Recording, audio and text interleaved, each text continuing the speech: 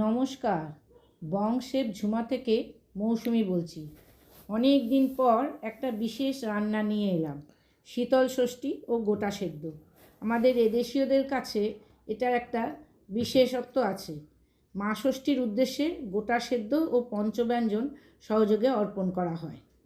সরস্বতী পুজোর দিন নিষ্ঠা করে সমস্ত রান্না করে পরের দিন বাসি খাবার আগে মা ষষ্ঠীকে নিবেদন করে তারপর আমরা খাই।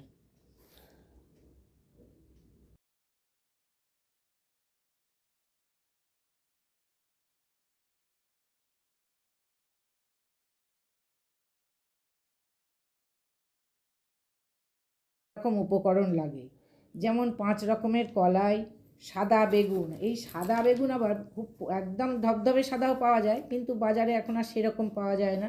যতটা সাদা হয় সেইভাবেই নিয়ে আসা হয়। সাদা শিম, তারপরে জোড়া মটরশুঁটি, রাঙা আলু, নতুন আলু, টোপাকুল, সজনে ফুল, বেতর শাক, এই সবগুলোই আস্তে আস্তে এক এক করে বাজার থেকে নিয়ে এসে ভালো করে ধুয়ে পরিষ্কার করে নিলাম। এবারে একটা কড়াইয়ে 5 কলাইগুলোকে ভালো করে নেড়ে নিয়ে তুলে রাখলাম।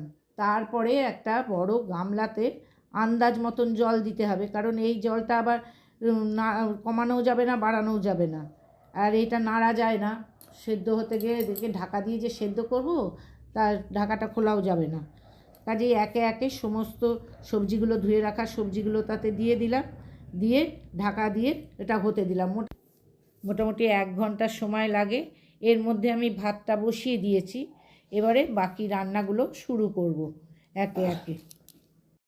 বেগুন ভাজা, কুমড়ো ভাজা, বড়ি ভাজা, নারকেল ভাজা, ছোট ছোট বড়ি দিয়েছি, নারকেল ভেজেছি, বেতর শাক ভেজেছি।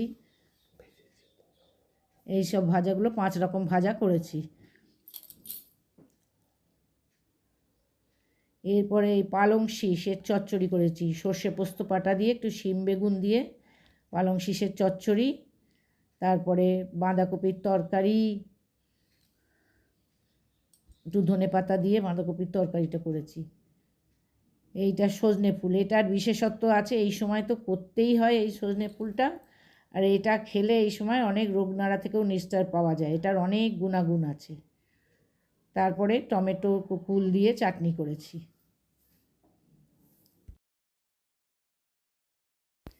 এরপর এই ছাতু, আমাদের বাড়ির লোকেরা একটু সবাই ভিজে ভাতের মধ্যে ছাতু দিয়ে খেতে পছন্দ করে। ছাতুতে সর্ষের তেল দিয়ে দিয়েছি, যে যার নিজের লঙ্কার মতন নিয়ে ছাতু দিয়ে মাখিয়ে ভাতটা খায়। আমি একটু পায়েসও করে রেখেছি সেমাইয়ের।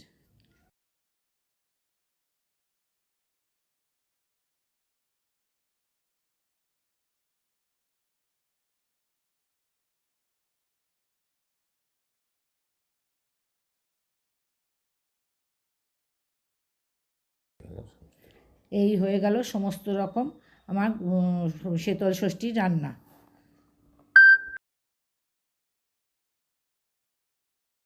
সরস্বতী পুজোর দিন সমস্ত রান্না করে রেখে দিয়েছিলাম।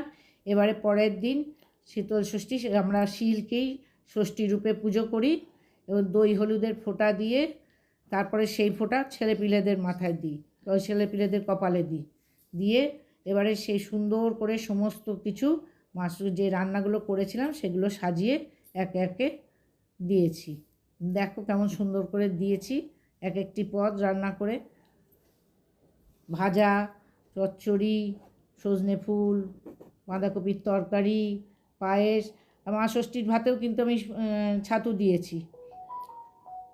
পায়েস দিয়ে এরকম উপকরণ করে সুন্দর করে সাজিয়ে 1 গ্লাস জল দিয়ে মা ষষ্ঠীকে নিবেদন করলাম। এরপর আমরা এই খাবারগুলো খাবো।